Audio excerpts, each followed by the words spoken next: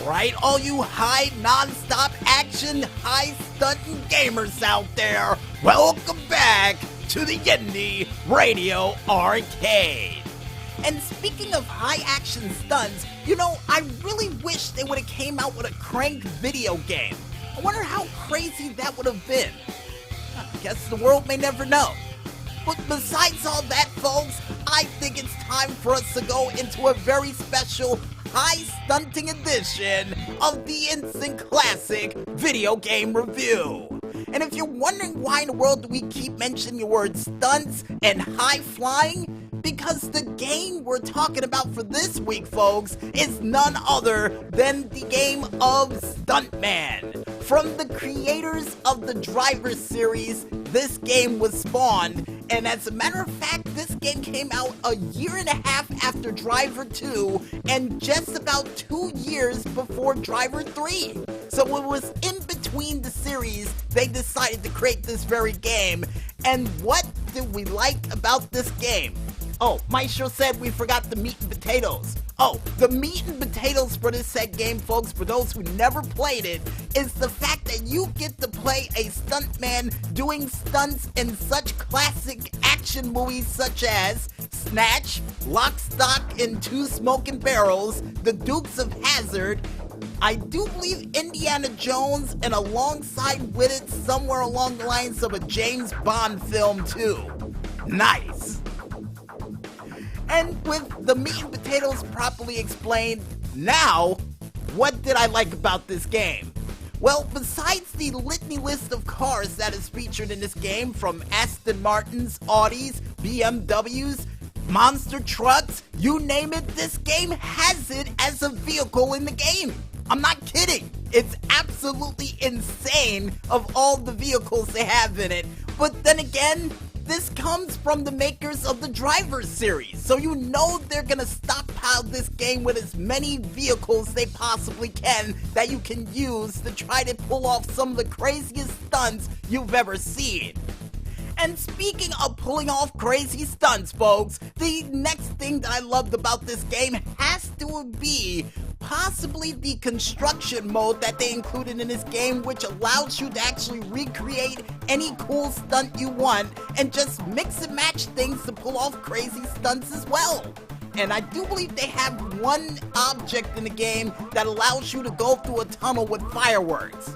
Name another game you could do that in that I can think of right now.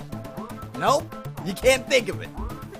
Watch, there's probably somebody out there who probably thought of 5 games already, but besides all of that, folks, the last but not least thing that I loved about this game is the fact that you can actually save the stunts you accomplished in it and actually post it online if you have the technology to show your friends how crazy the stunts you were able to do.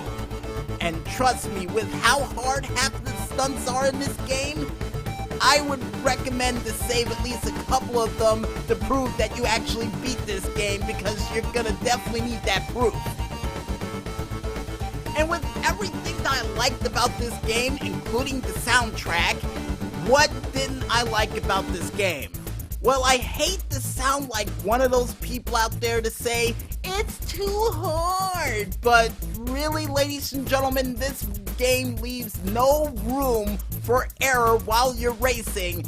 And yeah, let's just say if you don't get higher than an 80% or a 90% on most of these stunts in this game, you will fail and you will have to redo it over and over and over again. It's basically like a real life movie where the stunt has to be extremely perfect for you to move on to go on to the next scene. So yeah, that is the one thing I did not like about this game. I mean, I would have loved to have fun, the stunt be off by at least 75 or maybe 80% or 79% so I can move on to see all the other cool things, but yeah, no.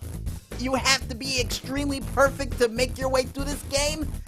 That's the only thing I didn't like, because you're gonna get really frustrated trying to play this game, trying to do the same stunt over and over and over again until you get it. I mean, not me, I'm used to doing things like that in a multitude of games, but this one, they definitely cranked the difficulty up to an 11 for it, and I wish there was a way you can actually change it. And as a matter of fact, the one thing that I wish that they could do to change this game to improve upon it in the future, besides allowing you to actually get this game a part of the PlayStation Network, is an option to actually decrease the difficulty of this game just a little bit.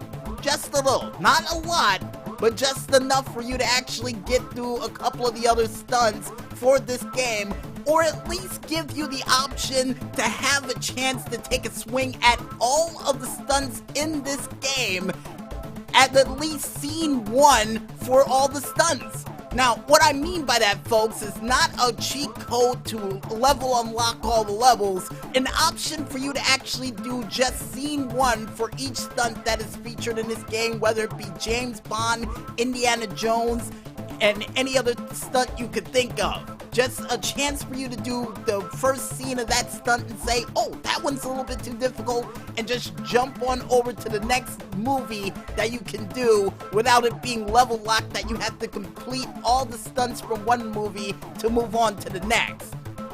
And hopefully we explained that right when we said it. But regardless of all that, folks, seeing the fact that we don't know how to review movies along the lines of gold stars, coins, letters, or bricks, we review movies in only 2 ways. Or should I say game-like movies in only 2 ways. Will there be a video game story for this game in the near future? And do I recommend this game for you, the stuntman in training at home? And yes, we will have a video game story for this game in the near future as soon as next month, as a matter of fact, for the month of Extreme, because we tried to reenact the whole Evel Knievel stunt, and let's just say it didn't go as well as we planned. It really didn't. And do I recommend this game for you, the stuntman in training at home? Well, if you want to play a game where you get a chance to do some of your favorite stunts from your favorite movies with picture-perfect light quality under the silver screen camera while it's all being put in the film reel, while giving you a chance to do stunts of your own to actually become a legend in the world of stunts, all in the comfort of your own home, then I recommend you go out there and cop that disc. And prepare for frustration at a moment's notice. Just warning you ahead of time. And I guess with that said, folks, I think it's time for us to head back into the music once again. And when we return, we'll be back with another edition of the Indy Wall of Fame right after a word from our sponsors. So don't run out of quarters just yet, folks, and stay tuned.